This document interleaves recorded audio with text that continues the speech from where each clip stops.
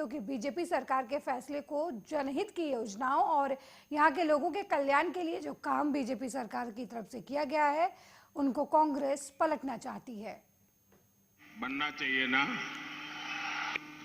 शिक्षा के क्षेत्र में टॉपर्स के लिए जाने जाते हैं।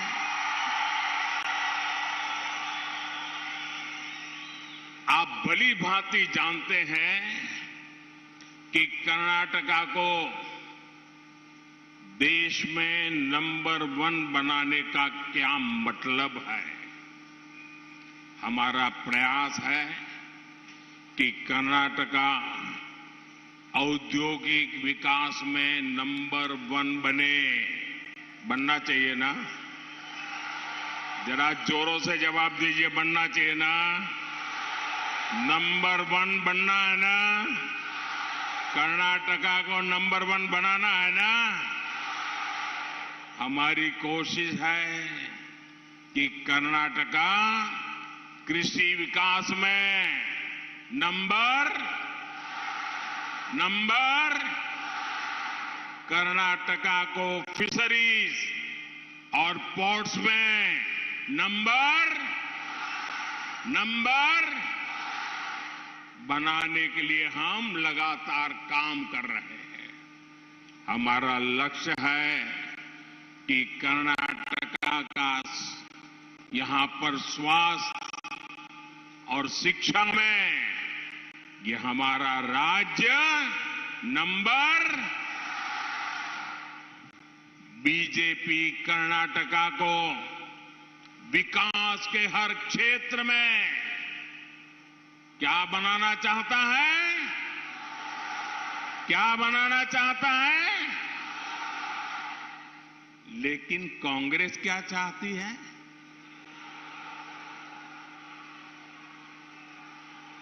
कांग्रेस कर्नाटका को दिल्ली में उनका जो शाही परिवार बैठा है ना, उस शाही परिवार का नंबर 1 एटीएम बनाना चाहती है। स्नेहितरे, दक्षिण कन्नड़ा के जो फर्स्ट टाइम वोटर हैं, जो जीवन में पहली बार वोट देने जा रहे हैं, कर्नाटका का भविष्य तय करने में वो अपने मत का उपयोग करने जा रहे हैं। ये नए मतदाता, ये पहली बार बनने वाले मतदाता, 18 साल की आयु के मेरे मतदाता बेटे बेटियां, अब वो कर्नाटका का भविष्य तय करेंगे, साथ साथ वो खुद का भी भविष्य तय करने वाले हैं। उनको मैं आज एक जरूरी बात बताना चाहता हूं। मेरे नौजवान बेटे बेटियां, पहली बार वोट देने के लिए जाने वाली मेरे बेटे बेटियां, आपको अगर अपना कैरियर बनाना है, अपने मन का काम करना है, तो ये कांग्रेस के रहते संभव नहीं होगा। कर्नाटका में अस्थिरता रही तो आपका भाग्य भी अस्थिर रहेगा। कर्नाटका में स्थिर सरकार नहीं बनी तो आपके संकल्प भी स्थिरता के साथ आगे नहीं बढ़ेंगे। अगर समाज में शांति है तो कांग्रेस शांत नहीं बैठ पाती। अगर देश प्रगति कर रहा है तो कांग्रेस इसे बर्दाश्त नहीं कर पाती। कांग्रेस की पूरी राजनीति बांटो और राज करो की नीति पर आधारित है। कर्नाटका ने खुद कांग्रेस का ये खौफनाक चेहरा देखा है। जो लोग कर्नाटका में आतंक फैलाने की साजिश में गिरफ्तार होते हैं, कांग्रेस उन्हें बचाने के लिए मैदान में आ जाती है। ये सच्चाई है कि नहीं है? ऐसे लोगों को कांग्रेस बचाती है कि नहीं बचाती है? अगर ऐसे लोगों को बचाएंगे तो शांति आएगी क्या?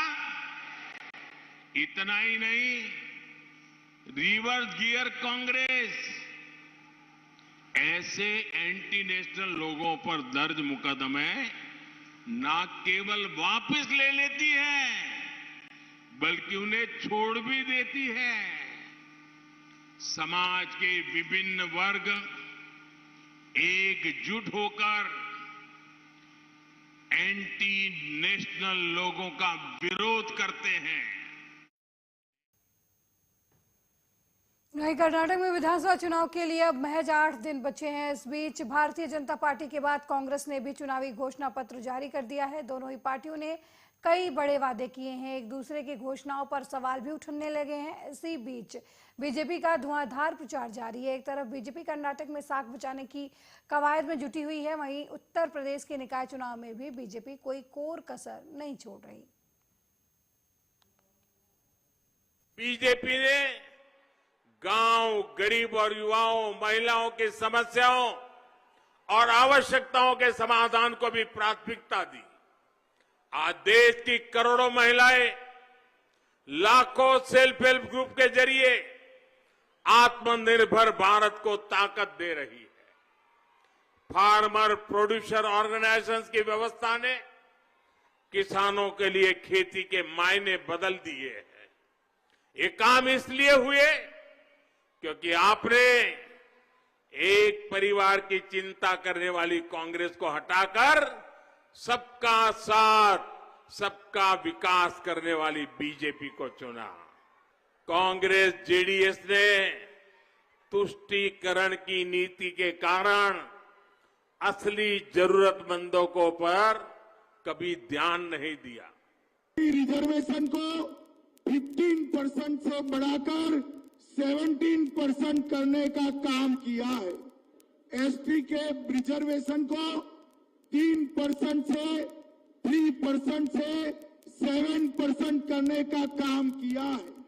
लोकल लीगा रिजर्वेशन को 4% से 6% करने का काम भारतीय जनता पार्टी ने किया है और लिंगायत रिजर्वेशन को 5% से 7% करने का काम ये भारतीय जनता पार्टी ने किया है। भाइयों बहनों, अभी आपने फरवरी में देखा होगा, 10 से 12 फरवरी को लखनऊ में ग्लोबल इन्वेस्टर समिट का आयोजन हुआ था। Global investor summit 35 lakh crore रुपए का निवेश का प्रस्ताव प्राप्त हुआ। 1 करोड़ युवाओं को नौकरी की सीधे सीधे गारंटी मिलेगी। और फिर लखनऊ की बात ही क्या करना, lखनऊ तो सरदेव अटल जी की कर्म साधना की स्थली रही है। लखनऊ तो स्वर्गीय टंडन जी का सानिध्य प्राप्त हो रहा है और आज लखनऊ को नेतृत्व इस देश के यशस्वी रक्षा मंत्री जी श्री राजनाथ सिंह जी का सानिध्य लखनऊ को प्राप्त हो रहा है। क्या नहीं है लखनऊ में? डिफेंस कॉरिडोर का नोड और ब्रह्मोस मिसाइल यहीं पे बन रही है लखनऊ में। किसान पथ लखनऊ की एक नई लाइफ लाइन बन रही है। ग्रीन कॉरिडोर, मेट्रो और जो प्रयास डॉक्टर दिनेश शर्मा जी के समय हुआ था कि मुस्कुराए आप लखनऊ में हैं, आज उसका एक साकार स्वरूप डबल इंजन की सरकार यहां पर ट्रिपल इंजन को अपने साथ जोड़ते हुए लखनऊ को स्वरूप में आगे बढ़ाना चाहती है। आज कोई भी लखनऊ आता है कहता लखनऊ में काफी सुधार है, स्वच्छता है। आज कहता है भाइयों बहनों, ये काम सपा बसपा के लोग भी कर सकते थे, गरीबों को मकान ये भी दे सकते थे, लेकिन जब इनका पेट भरे तब ना, इनको तो अपने परिवार से मतलब ही नहीं था, मतलब ही नहीं था, उससे बाहर निकल ही नहीं सकते थे। और ये जातिवाद और परिवारवाद की राजनीति किस रूप में उत्तर प्रदेश को बर्बाद कर रही थी कि उत्तर प्रदेश के युवाओं के सामने पहचान का संकट इन्होंने खड़ा किया था। वहीं मुंबई में शरद पवार के इस्तीफे पर उद्धव ठाकरे गुट के नेता संजय राउत का बयान सामने आया है। शरद पवार के इस्तीफे पर बोलते हुए संजय राउत ने कहा कि हमारी भूमिका वेट एंड वॉच की है। पवार साहब का इस्तीफा देश की राजनीति में एक बड़ी घटना है, ये धक्का है, लेकिन ये उनकी पार्टी का एक अंदरूनी मामला है। शरद पवार के बारे में जब इस तरह का कोई निर्णय आता है तो जरूर महाराष्ट्र और देश की राजनीति में खलबली मच जाती है। ये भूमिका वेट एंड वॉच की है। पवार साहब का इस्तीफा ये देश की राजनीति में जब एक बड़ी बड़ी बड़ी न्यूज है, यह धक्का है, लेकिन ये उनके पार्टी का भी एक अंदरूनी मामला है। उनके पार्टी में क्या करना है क्या नहीं करना है वो लोग तय करेंगे।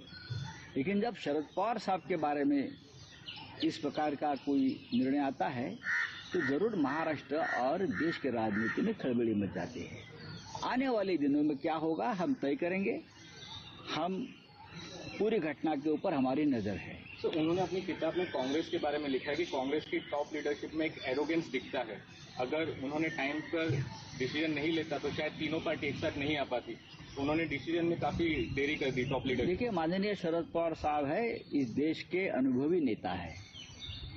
उनका अपना एक नजरिया है राजनीति की तरफ देखने का। तो मुझे लगता है, मैंने वो किताब हमने पूरी तरह से अब तक देखी नहीं है, मार्केट में आई नहीं है। जब पूरी किताब हम देख लेंगे तो उसके ऊपर हम टिप्पणी करेंगे। वहीं दिल्ली में रेसलिंग फेडरेशन ऑफ इंडिया के अध्यक्ष और बीजेपी सांसद बृजभूषण शरण सिंह के खिलाफ जंतर मंतर पर विरोध प्रदर्शन कर रहे पहलवानों से बातचीत करने भारतीय ओलंपिक संघ की अध्यक्ष पीटी उषा धरना स्थल पहुंची।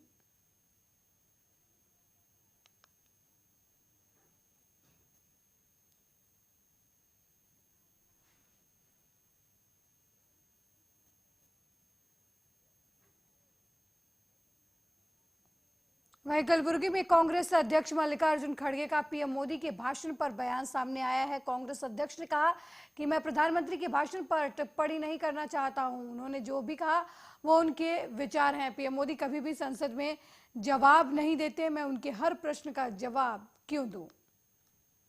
I don't want to reply such questions or Modi ji whatever says is left to him, his opinion. And whatever our people said, that's also their opinion. Why should I enter in always replying to Modi ji? Modi ji never replies in Parliament and Rajya Sabha. Here, why should वहीं गाजियाबाद में दूसरे चरण में मतदान होना है, जिसको लेकर सभी पार्टियों के प्रत्याशियों के द्वारा आरोप और प्रत्यारोप शुरू हो चुके हैं। इसी को लेकर संवाददाता सुधाकर सिंह चौहान ने लोनी से बसपा प्रत्याशी मेहरीन अली से क्या कुछ खास बातचीत की, आपको सुनाते हैं। भाई मेरा साथ लगिए, आप मेरे भाई बन जाइए, मेरे बाप बन जाइए, आप एक बार मुझे मैं आपसे यही गुजारिश करती हूँ कि आप 11 तारीख को सब वोट डालिए। इस वक्त मौजूद है गाजियाबाद के लोनी में, जहां से बसपा से चेयरपर्सन प्रत्याशी हमारे साथ में मेहरीन अली जी मौजूद हैं, जिसमें आपको बता दें कि राजनीति में इनके परिवार का एक अहम भूमिका रही है लोनी में। जैसे कि बसपा से जो पूर्व विधायक यहाँ पर रहे हैं वो जाकिर अली जी, और इनके जो पति हैं वो समाजवादी पार्टी में राज्य मंत्री के पद पर रहे हैं और जनता की सेवा की है। ऐसे ही ये भी हमारे साथ में चेयरमैन बनने के बाद में जनता की सेवा करना चाहती हैं, और मैं इनसे बात करना चाहता हूं कि लोनी में जनता के बीच में जाकर क्या क्या इनके मुद्दे होंगे विकास के। आइए इनसे हम कुछ बातें जानेंगे। मेहरीन अली जी, आप लोनी की जनता के बीच में जाएंगी, क्या देखा आपने? लोनी की जनता के बीच में मैं कल गई थी, तो लोनी की जनता ने मुझे काफ़ी कुछ दिखाया कि देखिए यहाँ पे हमसे पानी का बिल और हाउस टैक्स लेते हैं और कोई सुविधा नहीं देते हैं हमें। तो लोनी की जनता हमसे बहुत शिकायतें करी, राशन कार्ड का कहा कि हमें राशन बने हुए हैं हमारे कार्ड और हमें राशन नहीं मिलता। अच्छा, बात की जाए शिक्षा की, तो शिक्षा यहाँ पे लड़कियों के लिए इंटर कॉलेज नहीं है। लड़की बहुत परेशान है कि हम कहाँ जाएं, तो लड़कियों के लिए मैं कॉलेज खुलवाऊंगी। अच्छा, जैसा कि आप जानते हैं कि बीजेपी ने यहाँ पर 5 साल और 10 साल राज किया है जी, इसको लेकर आप क्या कहेंगे? उन्होंने सिर्फ पब्लिक को लूटा है, उन्होंने कुछ काम नहीं करा। पर बीजेपी तो कहती है बहुत अच्छा काम किया है। नहीं, लोनी की जनता से जाके पूछिए लोग कितने परेशान हैं। जी, अगर आपको जनता मौका देती है तो आप क्या करेंगे? जनता एक बार मुझे मौका देगी तो मैं उनके सारे काम करवाऊंगी। उनको वो हाउस टैक्स उनका कम करवाऊंगी, पानी का बिल कम करवाऊंगी, उनकी लोगों के बीच में रह के उनके सारे काम करवाऊंगी। ये थी हमारे साथ में बसपा से चेयरपर्सन प्रत्याशी मेहरीन अली जी, पत्नी असद अली जी, जिन्होंने बताया कि अगर वो जनता के बीच जाएंगी और उन्होंने अपने मुद्दे बताए हैं और अगर जनता उनको इस बार मौका देती है तो वो लोनी में विकास कराएंगे। आर्य न्यूज से मैं सुधाकर चौहान, लोनी, गाजियाबाद। वहीं बीजेपी प्रत्याशी हिमांशु अंबेडकर पर और उनके सहयोगियों पर आरोप लगा है कि उन्होंने मोहल्ला भद्ररूप में पैसे बांटे हैं। बीजेपी प्रत्याशी पर आरोप है कि वो लोगों को वोट के बदले नोट बांट रहे हैं। हालांकि बीजेपी प्रत्याशी हिमांशु अंबेडकर ने इसे बदनाम करने का आरोप लगाया है और पुलिस में इसकी तहरीर देने की भी बात कही है।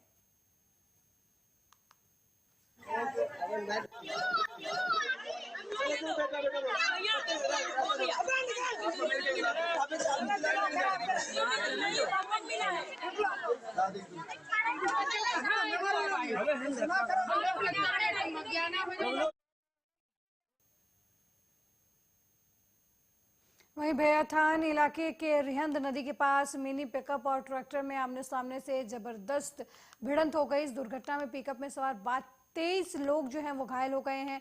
घायलों में महिलाएं और बच्चे भी शामिल हैं। सभी को उपचार के लिए भैयाथान के सामुदायिक स्वास्थ्य केंद्र में भर्ती कराया गया है, जहां 3 लोगों की हालत गंभीर देखते हुए उन्हें जिला अस्पताल रेफर कर दिया गया।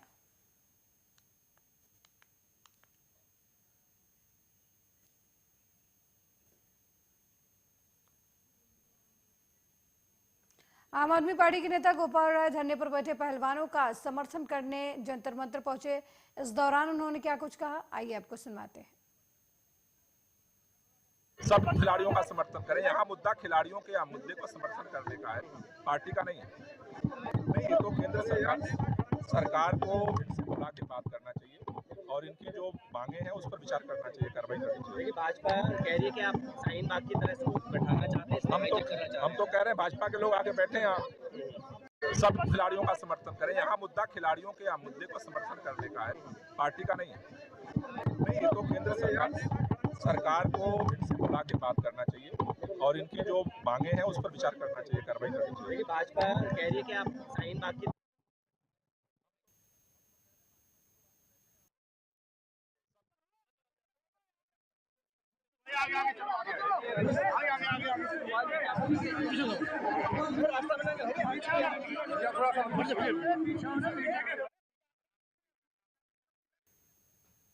वहीं हैदराबाद में बजरंग दल के कार्यकर्ताओं ने कांग्रेस के घोषणा पत्र के खिलाफ कांग्रेस कार्यालय के सामने प्रदर्शन किया। पुलिस ने प्रदर्शनकारियों को हिरासत में ले लिया। आपको बता दें कि कर्नाटका चुनाव 2023 के घोषणा पत्र में कांग्रेस ने पीएफआई की तरह बजरंग दल पर प्रतिबंध लगाने की घोषणा की है।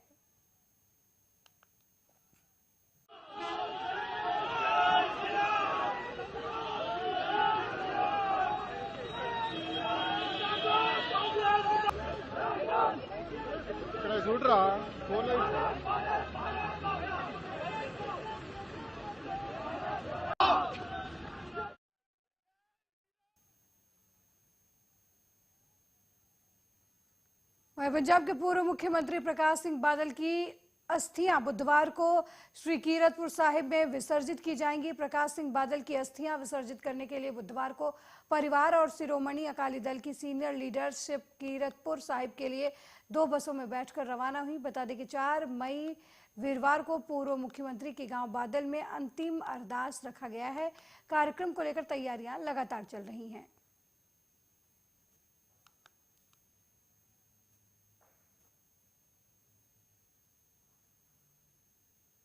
वहीं प्रियंका गांधी ने जनसभा को संबोधित करते हुए कहा कि आप जागो, आपके अधिकार छीने जा रहे हैं, जाग जाओ, आपको लूटा जा रहा है। आप कर्नाटका से प्यार करते हो कि नहीं? कर्नाटका किसका है? तो जो अपनी चीज होती है उसको संभाल के रखते हैं कि नहीं?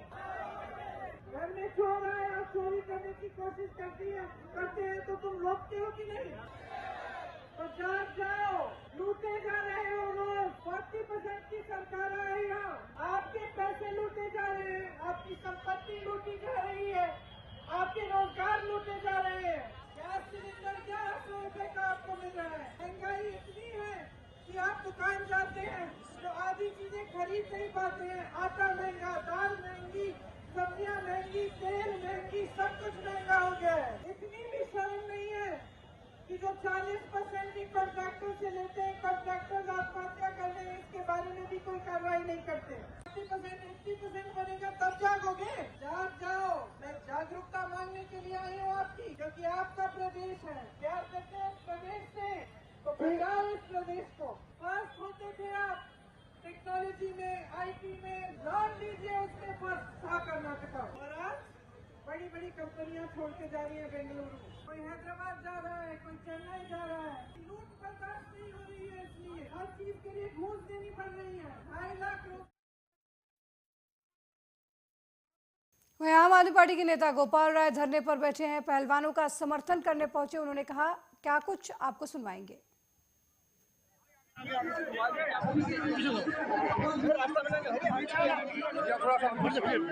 सब खिलाड़ियों का समर्थन करें। यहाँ मुद्दा खिलाड़ियों के मुद्दे को समर्थन करने का है, पार्टी का नहीं है। नहीं, ये तो केंद्र सरकार को इनसे बुला के बात करना चाहिए और इनकी जो मांगे हैं उस पर विचार करना चाहिए, कार्रवाई करनी चाहिए। भाजपा कह रही है कि आप शाहीन बाग की तरह से बैठाना चाहते हैं, हम तो